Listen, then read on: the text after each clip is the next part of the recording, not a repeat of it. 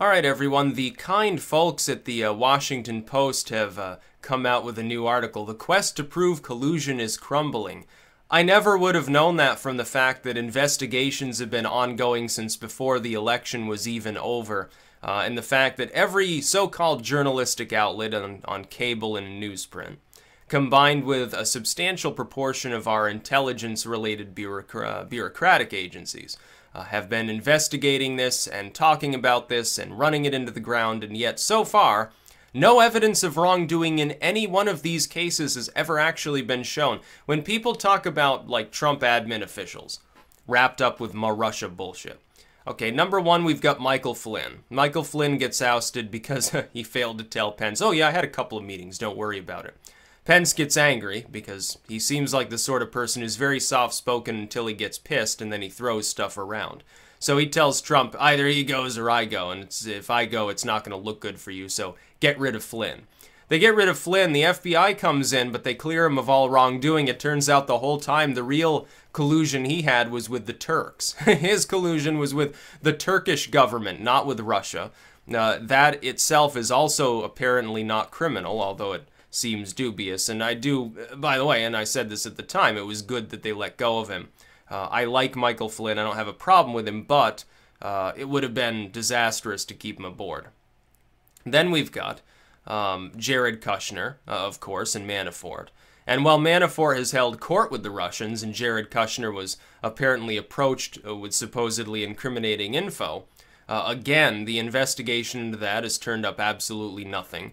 It seems like what was supposed to be an innocuous meeting was suddenly hijacked by someone who may even have ties to the Democratic Party, of all things, in an attempted sting of Kushner that led nowhere. Otherwise it would have come up, I assume, at some point in the past, and it wouldn't have involved Jared Kushner basically outing himself. After this other investigator had spent months, and he got really upset, and he said, oh, I've been working on this story for so long, and Jared Kushner just scooped me on a story about Jared Kushner. And no wrongdoing, again, has been found with Paul Manafort. We know he's talked to the Russians, but you're talking about a Reagan-era Cold Warrior, like Warhawk strategist here. We're not talking about someone who's buddy-buddy with the Russians. And again, no wrongdoing found. And in all of these cases, by the way, there's an additional level of silliness going on when people talk about ma Russia, ma Trump. Donald Trump is not actually named in any of these things. They've been investigating him now for months. What have they turned up? Apparently nothing, or they would be talking about it. At the first inkling, you think that Mueller would hold back and not give an immediate press conference if he found even the slightest trail linking Trump to Russia? Saying, oh yeah, in this meeting with Putin he said X, Y, and Z, or before the campaign began he got a huge investment by a bunch of Russians. What they're going to find is that Trump's business empire has all sorts of Russian connections.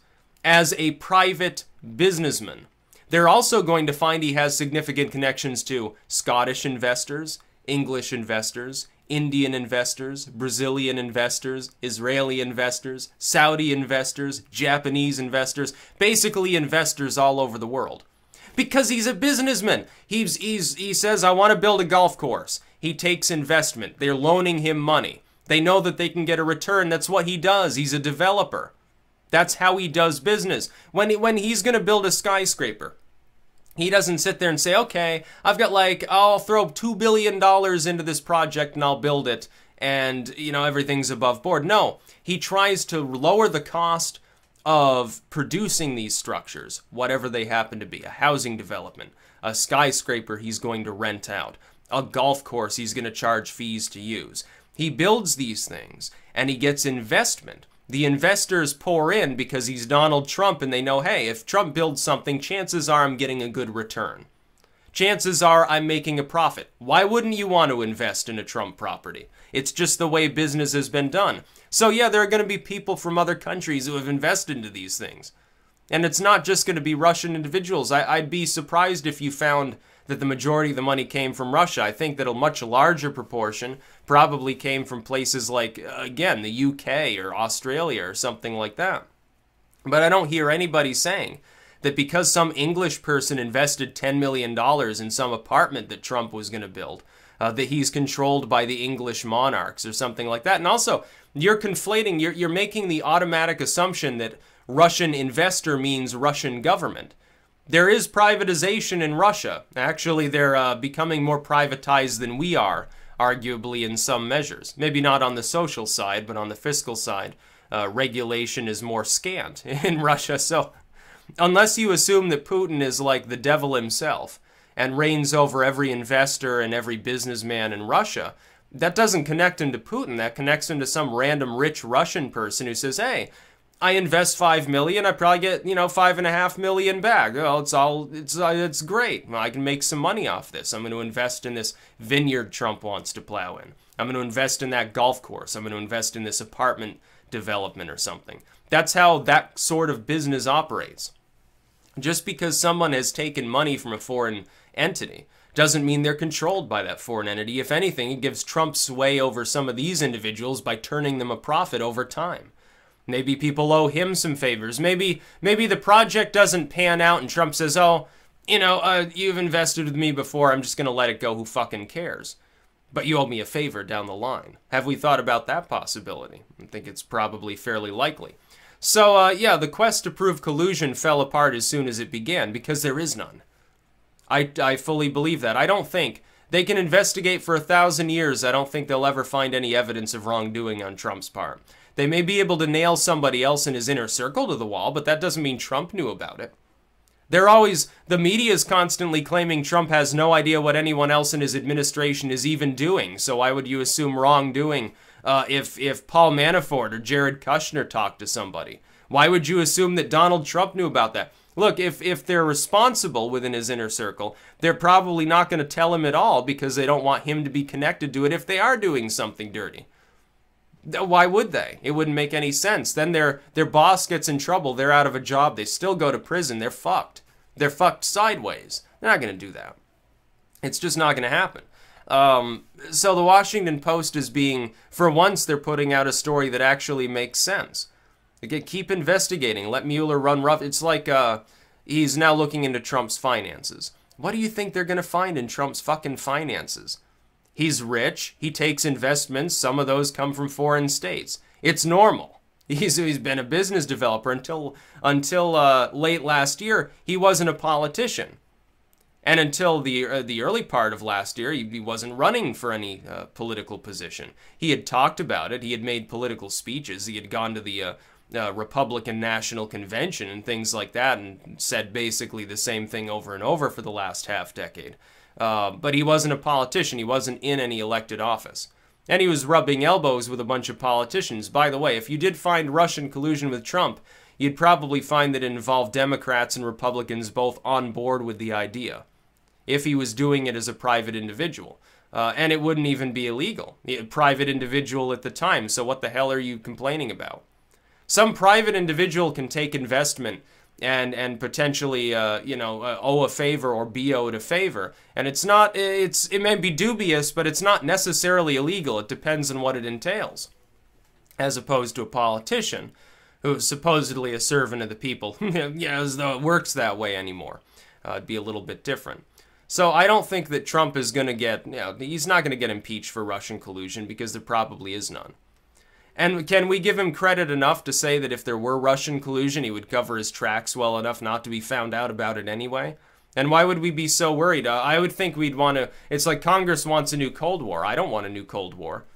Ron Paul comes out, says exactly what I was saying, which is, yeah, Congress is gone, bananas. They're saying, oh yeah, let's take 2 minutes to midnight isn't close enough. We want to be 1.5 minutes to midnight. It'll be wonderful, it'll be just a jolly time as we push for the next world war that will destroy most of mankind and crater most of the Earth's surface. It'll just be wonderful, people. Don't you want that wonderful nostalgia of duck and cover back again or something like that? With more defense spending and proxy wars and diplomatic haranguing and constant strangulation and more police state and surveillance and everything else, every other vice under the sun that comes with a Cold War. That's what Congress wants. No wonder they're headhunting after Trump and Russia, because Trump doesn't want to play that game and piss off Putin constantly. His lack of desire to hardball the Russians is not evidence of wrongdoing. It's called diplomacy. It's called recognizing that the USSR no longer exists. We can criticize the Russian state for human rights abuses, for economic backwardsness, which it displays fully. We can criticize Putin for having journalists and political foes probably assassinated. But that doesn't mean that Russia is the big bad boogeyman that's constantly attempting to destroy our nation. If anything, politicians in D.C. have done a good job of that. It's like Osama bin Laden. If he had wanted to destroy American freedom and change the American way of life with 9/11, he fundamentally won because we handed him that on a golden fucking platter. If it's Putin's goal to turn the United States into like an authoritarian offshoot of the USSR, we are beginning to look more and more like it. Look at the NSA and what they do. It's a little bit like their KGB or something like that. Look at the shit situation that we're in. Yeah, I would say that Putin wouldn't have much of a job of it. We're 90% of the way there already towards being another USSR as it is. So who fucking cares? Who cares if he interferes in an election? You got a bunch of shitheads running against each other. What does it matter which shithead wins? They're all either maybe they are taking money from Russia. Maybe they're taking it from the Saudis like Hillary Clinton did. Or Qatar or something like that. Oh yeah, give me 10 million bucks. I'll do a state visit. I'll preside over your marriage. It'll be wonderful, says Hillary Clinton. So who cares, honestly? There's no evidence of collusion, and I don't think there ever will be.